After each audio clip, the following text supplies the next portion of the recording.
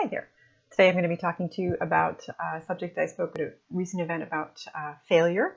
And it is my first foray into making a video for the blog, so I apologize for any of my ums and ers. And I am trying to look directly into the camera, but we'll see what happens. So, as I said, today's discussion is about failure. I presented this at an event called Learn Real Good, which was a mashup of academic discussion with improv. So that was kind of interesting. And I was really interested to talk in particular about this subject because it has been on my mind recently. So without further ado, here we go. If at first you don't succeed, try again. There are countless examples of people who have achieved great success in all fields of human endeavor who failed. Oprah, for instance, was told she wasn't right for TV. Michael Jordan famously didn't make his team in high school. Michelle Obama and Hillary Clinton both failed the bar. And Winston Churchill failed grade 6. So what does that mean? Well, in the words of Zig Ziglar, who was a life and business coach, failure is an event, not a person. So it doesn't define us. If anything, it's something that leads us forward. So in the last little while, in academic circles, failure has been a hot topic because of a professor from Princeton, Johannes Haushofer, who posted his CV of failures. This was a really long list of degree programs he didn't get into, grants that he didn't get, papers that weren't published, academic jobs that he wasn't hired for. And his point really was that for every successful application, there are dozens of failures, but we don't see them because the only thing that ever gets put onto an actual CV is what we've succeeded at. So he wanted to, I think, expose the banality of failure. It happens to all of us. And outside the world of academia, we're probably a lot more used to that idea than we are in the classroom. Most success comes after a few failed attempts. So if that's true, and we want to talk about failure in the classroom, maybe one of the things that we can do is actually take it outside of the classroom to look at it outside of that context and then bring it back in. So one of the things that students do when they're not in the classroom is they play a lot of video games.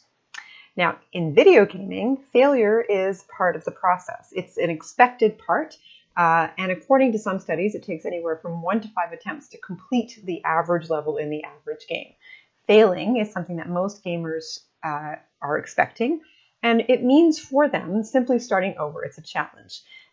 If you pass a level on the first attempt, chances are you're not going to remember much about that level. So failing is also an opportunity for learning. If you repeat the level 1 or 2 or 3 or 4 times before you actually succeed, each time you go through, you know the level a little bit better. So if you fail, you've reflected on what went wrong, why it went wrong, and what you can do next time. So perhaps you got to the sign of the gold dragon and you turned left, promptly fall off a cliff, end of the story. But it's not the end of the story because you go back through the same level, and instead of turning left, you turn right this time and get to your goal. So that's something that we're all used to and something that is a natural progression. So if we take that idea that failure is an opportunity for learning, that it's a natural progression, that it's an event that we can do over, and bring that back into the classroom, maybe that sets up a different model for failure. We can see it as something that is actually preparing us for success. If we start to think about it as an event and an opportunity for feedback, as well as a source of feedback, we can take something out of that and bring it into the classroom. So think of it this way in terms of classroom failures. Failure not only is an event, but it's a specific kind of event. It's an event that happens on an assessment timeline. Before we get to that event, we have a teacher who's determining objectives, creating assignments, planning activities, administering a test, and then we have the students' interaction. Then the teacher is going to correct the test and give feedback, and perhaps set up rewrites, new corrections, or tweaking upcoming lessons based on what came out of the assessment itself. So in this context, failure really is an event. It's something that happens in a series. So there's a before and there's an after. And we need to look at that event as a source of information. It's information for the student, obviously. The mark is meant to indicate any gap between what the student did and what was expected or what the standard of performance is. And if we provide students with The transparency then motivated students can take a look at that gap and work on fixing the gap, because it can't be game over. It has to be one event with a before and an after. So for the student, what does after look like? Review, reflect, revise, rewrite. In other words, try again. But feedback can also be important, failure can also be important feedback for the teacher and for the institution. So let's think about it from the teacher's perspective. I give my students a test, let's say an essay, because I'm an English teacher. If half of my class fails that essay, the gap is probably my gap, not theirs. Something got lost between my objectives and my test. So something's wrong and I need to fix it, and I need to be transparent with my students about it as well. I need to let them know that I felt there was something wrong with the assessment, and that's why their performance was what it was, and give them an opportunity and give me an opportunity to try again. If most students did really well, or at least adequately on this assessment, but there's one student who consistently fails, I need to look at why and see if there's something I can do to help that particular student. And a third option, or a third scenario, everybody does well except for one student who normally does well but has had a real trouble with this particular assessment, then that's, again, an opportunity for me to look at what's going on. Now think about it institutionally. For the school and perhaps for the government, failure is also a source of feedback. So here's why I've been thinking about this a lot this summer. My son, who is just about to start his last year of high school, thank goodness, he had to do summer school this year because he failed secondary 4 non-science stream math.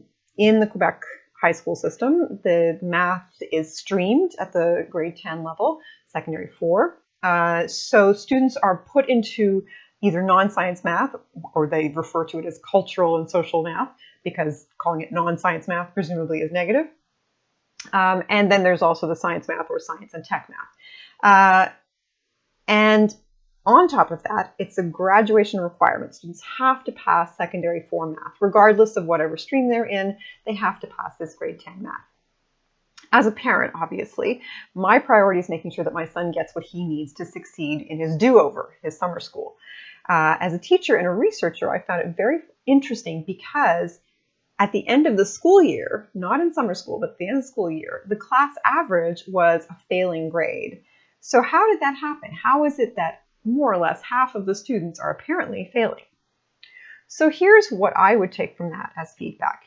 If the class average was a failing mark, it's feedback for the teacher that something is missing, and perhaps feedback for the school. Is this a teacher who consistently fails classes year after year? Is this an anomaly, and was it the group, or was it the teacher perhaps dealing with something that interfered with the teaching process?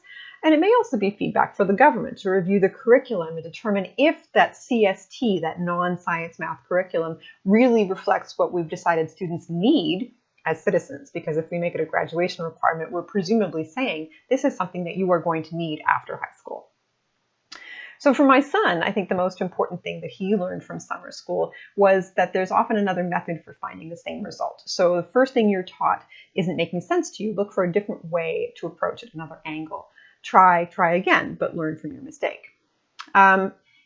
Just for the record, his mark at the end of grade 10 in math was even lower than that failing average of the class. And at the end of summer school, when he redid his exams, his math mark is now 90%. He's in the 99th percentile. So obviously that 20-hour summer school session did the trick. But again, more feedback for the institution and for the teacher, because it wasn't simply a matter of this one student or even this subset of the group of students who weren't getting it. If a 20-hour summer school session can bring him up to a 90 as an overall grade, then obviously he's capable and something went wrong during the year.